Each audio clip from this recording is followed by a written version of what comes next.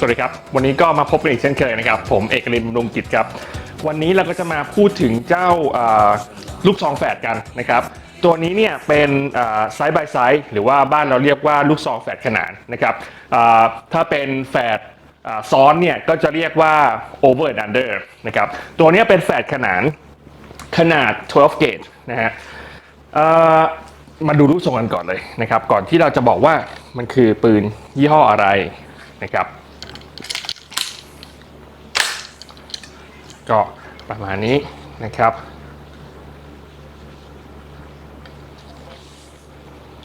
โอเค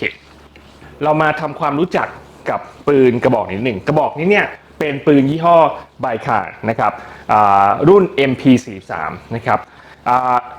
เราอาจจะรู้จักกันดีในชื่อของ IZH-43 นะครับซึ่ง IZH-43 เนี่ยเข้าใจว่ามันน่าจะย่อมาจากRussian Ishevska Mechanical Plant นะฮะมันเป็นที่ที่เขาผลิตปืนกระบอกนี้นั่นเองนะครับไบโคเนี่ยคือยี่ห้อส่วน Ishevska Mechanical Plant เนี่ยคือสถานที่ที่เขาผลิตปืนกระบอกนี้ซึ่งกระบอกนี้เนี่ยไม่ใช่ IZH-43 แต่เป็น MP43 ซึ่งมันคือตัวเดียวกันนะครับเป็นตัวหลังจาก IZH-43 นั่นเองคือเมื่อปี 2004 ครับบริษัท Remington Arms นะฮะของอเมริกาเขาไปทำข้อตกลงกันนะครับ under contract เสร็จปั๊บเนี่ยหลังจากนั้นเนี่ยเขาก็เลย rename จากIZH-43 เนี่ยมาเป็น MP43 นะครับซึ่งจริงๆแล้วมันคือรุ่นเดียวกันเลย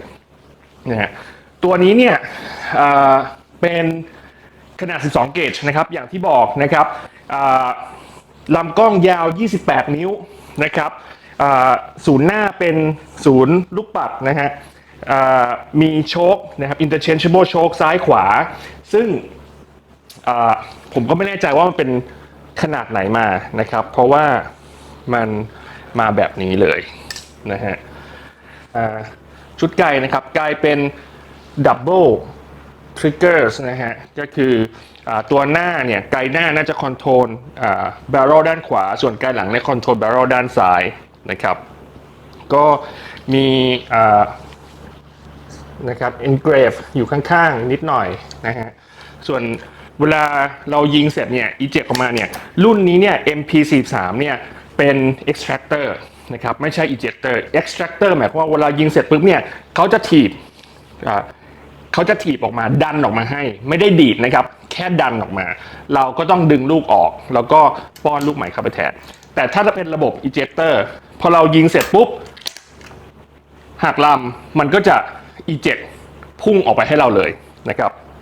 ซึ่งรุ่นนั้นเนี่ยน่าจะเป็น MP43E ซึ่ง E เนี่ยย่อมาจากejector นั่นเองนะครับส่วนบางรุ่นเนี่ยก็จะเป็น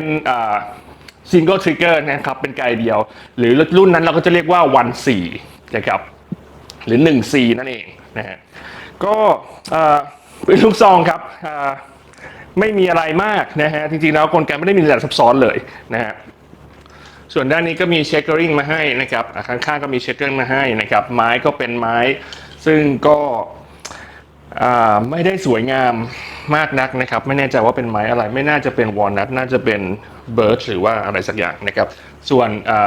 ด้านหลังก็จะเป็นพลาสติกน่าจะเป็นพลาสติกเบคไลท์นะครับเป็นบัตแพดมาให้นะฮะรุ่นนี้ก็ประมาณนี้นะครับอย่างที่บอกครับรุ่นนี้ก็จะมีหลายขนาดนะครับเป็นขนาด20 นิ้วก็ดีขนาด28 นิ้วก็ดี12 gauge 16 gauge 20 gauge นะครับก็ออกมามากมายหลากหลายนะฮะตัว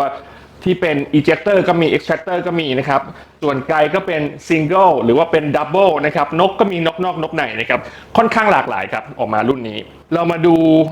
การหักลำกันหน่อยนะครับหรือว่า break open ก็ต้องบอกว่าไม่ได้นุ่มนวลนะครับไม่ได้นุ่มนวลคุณภาพต่างๆที่ดูเนี่ยก็คือจริงๆแล้วถ้าเป็นอยู่ในเมืองนอกเนี่ยมันถือว่าเป็นปืนที่ถูกมากนะครับแต่พอกลับเข้ามาอยู่ในบ้านเราเนี่ยมันก็มีราคาที่ค่อนข้างที่จะสูงกว่าที่อยู่เมืองนอกเป็นเรื่องธรรมดานะครับเป็นเรื่องธรรมดาทีเนี้ยถ้าเราจะเปรียบเทียบไฮเอ็นด์ของปืนลูกซองแฝดนะครับ เราอาจจะนึกถึงFerrari แล้วกันนะครับ High End Ferrari เราก็จะนึกถึงเจ้าตัว Beretta นะครับก็คงจะหลีกเลี่ยงไม่ได้ ถ้าลงมาเทียร์ที่ต่ำกว่านั้นหน่อยจะเป็น Middle Tier นะครับเราก็อาจจะพูดถึงBrowning เปรียบเทียบกับอาจจะเป็น Mercedes หรือ BMW นะครับแต่เมื่อพูดถึงเจ้านี่ครับ Biko นะครับผมนึกถึงอะไรรู้ไหมครับ It's a tank นะครับผมนึกถึงรถถังครับเพราะว่ามันบึกบึนครับมันเอาไปเล่นในสวนเอาไปตกทบกระทั่งวางเฟี้ยงทิ้งก็ไม่เสียดายนะครับซึ่งดูคุณภาพแล้วเนี่ยมันก็คือรถถังดีๆนี่เองนะครับไม่มีความเรียบร้อยสมูทไม่ได้นุ่มนวลนะครับแต่ว่าถึกและทนนะครับเมืองนอกเนี่ยไม่ค่อยมีเรื่องการซ่อมปืนรุ่นนี้นะครับไม่ใช่เพราะว่ามันถูกเขาเลยโยนทิ้งนะครับแต่ว่าเพราะว่ามันค่อนข้างที่จะ reliable มากนะฮะส่วนการถอดประกอบก็ปกติครับนะครับถอดตัวนี้ออกนะเป็น lever อยู่นะครับแล้วก็หักออกมาเลยนะครับเวลาทำความสะอาดก็ง่ายนะฮะไม่มีอะไรมากเลยนะครับรุ่นนี้กับก็เหมือนกันนะครับโอเคก็ประมาณนี้ครับไม่มีอะไรมากนะครับเจ้า Biko MP43 หรือว่า Biko Russian Isevska 43นะครับวันนี้ก็ต้องลาไปก่อนสวัสดีครับ In Russia long ago, he was big and strong in his eyes a flaming glow. Most